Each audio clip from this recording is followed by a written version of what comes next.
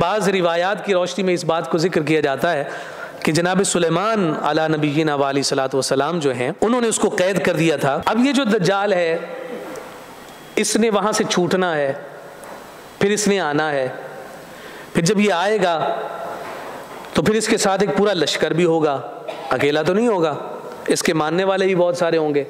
اور یہ تفصیل بھی آپ حضرات نے پڑھ رکھی ہے کہ وہ اپنے ایک ہاتھ میں جنت لیے پھر رہا ہوگا، دوسرے ہاتھ میں جہنم لیے پھر رہا ہوگا. فرمایا اس کے پاس روٹیوں کے دتھے ہوں گے، یعنی رزق وہ اپنے کنٹرول میں لے لے گا. جو اس کو مانے گا خدا وہ اسے رزق دے دے گا، جس کو نہیں دے گا مسلمان قحط میں پڑے ہوئے ہوں گے. دوسرا، مظالم کی ایک طویل داستان اور فہرست قائم کر دی جائے گی. اور تنگی کے عالم میں مسلمانوں کو جہاں جب کبھی کہیں پر آسرا نہیں مل رہا ہوگا تو فرمایا کہ وہ دخان نامی ایک پہاڑی میں پناہ لے لیں گے، لیکن دجال ان کا پیچھا کرے گا، یہاں تک کہ فرمایا کہ وہ پیچھا کرنے کے ساتھ آ کر اس پہاڑی کا محاصرہ کر لے گا، کارڈن آف کر دے گا، اس کو گھیر لے گا. اور جب وہ گھیرا کرے گا اہل ایمان سخت بھوک اور تکلیف میں مبتلا ہوں گے، تو تب اللہ رب العزت جناب عیسیٰ علیہ نبینا علیہ الصلوۃ والسلام کو وہاں نازل فرمائے گا. حضرت عیسیٰ علیہ نبینا علیہ الصلوۃ والسلام کا جیسے ہی نزول ہوگا، آپ کے سانس لینے کی خوشبو اتنی ہوگی کہ دجال جو ہے وہ اس خوشبو سے پگھلا چلا جائے گا، اور پھر اس کے ساتھ مقابلہ ہوگا.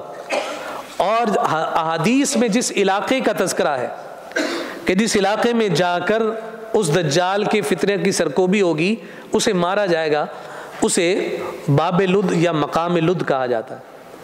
اور یہ ہے کہاں؟ یہ جو اس وقت آپ کو اسرائیل میں تل ابیب نظر آتا ہے، اس سے 15 کلومیٹر پر ہے. وہاں جا کر یہ آخری جنگ ہونی ہے، آخری لڑائی ہے اس دجال کے ساتھ. یہ پورا چکر لگا کے وہاں پہنچے گا، مسلمانوں کو گھیر رکھا ہے.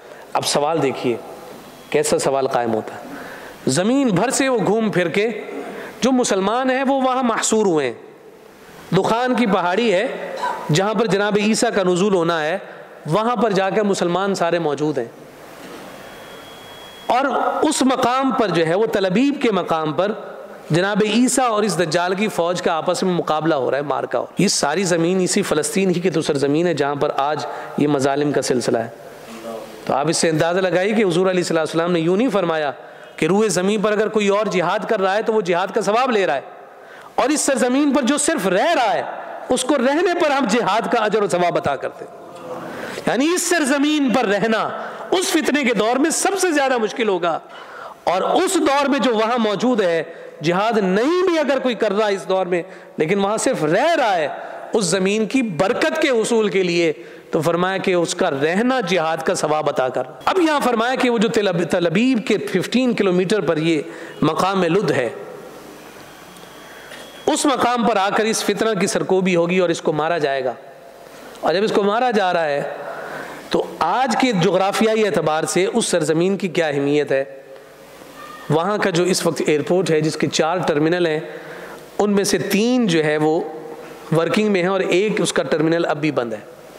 2000 تقریباً 1999-2000 میں وہ کمپلیٹ ہوا ہے، لیکن وہ ٹرمینل اب فنکشنل اس وقت تک نہیں ہے. اس مقام میں لد پر اور اس دجال کی یہاں پہ جب سرکوبی ہوئی اور اس کو یہاں مارا جا رہا ہے، اور یہ جو انٹرنیشنل ایئرپورٹ اس مقام پر بنایا گیا ہے، تاریخ یہ بتاتی ہے کہ جناب یہ جو ایئرپورٹ ہے دنیا کا محفوظ ترین ایئرپورٹ. ہم میں سے ظاہر سی بات ہے کہ کوئی اسرائیل نہیں جا سکتا، لیکن جو ہمارے برطانیہ کے یا یورپ کے، کینیڈا اور امریکہ کے لوگ اپنے پاسپورٹ پر ان زیارات کے لیے جاتے ہیں، ان سے آپ کبھی رویدات پوچھیں اور سنیں کہ اگر اس ایئرپورٹ پر اتریں اور اس کے بعد انویسٹیگیشن 8-8 10-10 گھنٹے کہ مختلف سوالات، چیکنگ اور نہ جانے کیا کچھ کرنے کے بعد ان کو وہاں سے نکالا جاتا ہے. محفوظ ترین ایئرپورٹ ہے.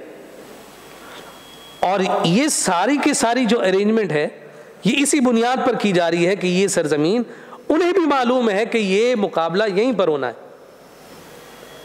اور اس کے اثر کے موقع پر آپ دیکھیے کہ ذکر ہوا کہ اب جب دجال یہ دیکھے گا کہ اب میری مار ہے، اب میری موت ہے، تو وہ اسی ایئرپورٹ سے باہر نکلنے کی کوشش کرے گا، لیکن جناب عیسیٰ وہیں پکڑ کر اسے واصل جہنم کریں گے. یہ ساری جو گفتگو کی جا رہی ہے یہ آقا کائنات صلی اللہ علیہ وسلم کے ان فرمودات اور ان مبارک فرامین کے روشنی اور اس کے نتیجہ میں جو آقا کائنات صلی اللہ علیہ وسلم 1450 سال پہلے ذکر فرما گئے.